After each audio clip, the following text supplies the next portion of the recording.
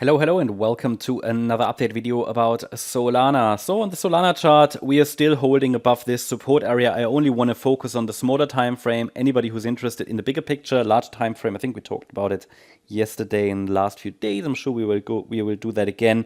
The overall idea is still that we are, let's say, moving towards the $360 area up there next, in at least one more rally in this cycle.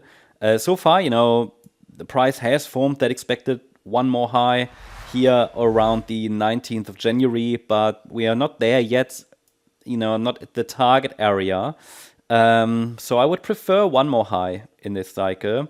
And the main support is at the moment at $190. Below that level, I would have to change my perspective because something would then probably change.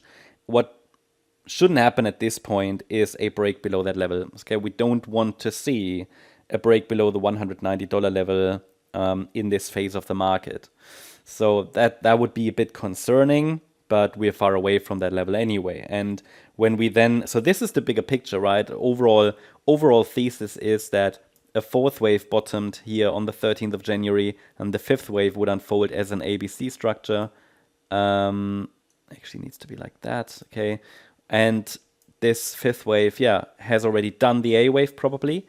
B wave, this is what we need to talk about next. There are two pathways that I see, but don't get too confused by microstructures. Don't get too, let's say, don't get too involved with microstructures. I mean, overall, understand what the underlying pattern is. Underlying pattern is that this is a B wave and could still allow for a move up in wave C.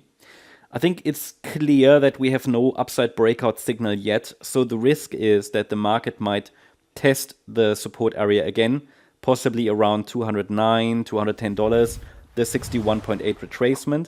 We would need to see, for confirmation of that, a move below the red line at around $242.50 or $242.30 to confirm. So break below that level is needed to confirm further that wave C to the downside has started.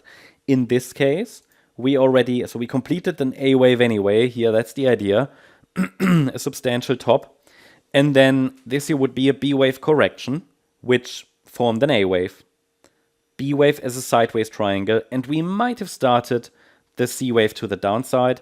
In yesterday's update, when I made the video yesterday, I showed you that resistance area. So we talked about this micro resistance between $255 and $265. And and I highlighted that, look, as long as we stay below resistance, the white count is very probable. And the reason was this decline looked a bit like a 5-wave move down. So, and then this move up looks a bit like a 3-wave move, but we don't really have an impulsive reaction to resistance, which made me look at the chart today and, I'm thinking, if we have a 3-wave move up and a 5-wave move down before, I mean, that is short-term bearish, but normally we should see a bit of an impulsive confirmation then to the downside here. Therefore, I want to see a confirmation first before saying that we are really in a third wave down. So, and then looking at the structure that developed into yesterday's low, this takes us now to the yellow count. We could also say that the B wave, that in the white count would form a flat correction with a C wave down first, that this B wave is a triangle. A, B, C, D, E. Higher lows, lower highs. And B waves can be triangles, which makes them so tricky. So in the event that we get a breakout above resistance, I think we might be already on the direct pathway higher. So it takes a break below and above certain levels to confirm. For the white count to take the lead and to invalidate the yellow microstructure, it takes a break below the red line at $242.30. And to confirm further that yellow wave B has bottomed, we can literally make a case for both, but to confirm further that the yellow wave B has bottomed, we want to see a move above $265, followed by a break above the A wave high at $272.50. At the moment, because it's a sideways consolidation pattern, it shows clearly the market is kind of undecided, doesn't really know what it wants to do. So of course, nobody's got a crystal ball, but it's about the levels. What are the key levels? And the market is only undecided on this smaller time frame. So making this a little larger, zooming out a bit, it reveals that the $190 level is really the key level. that helps us distinguish between short-term bullish and short-term bearish momentum. So yeah, as long as we're above that level, you know, focus would be on higher prices. And the very short-term key support is that red line.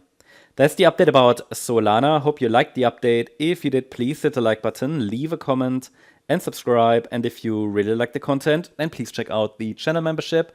Also, make sure that you follow us on Instagram and Twitter for additional content. Thanks a lot for watching. Bye-bye.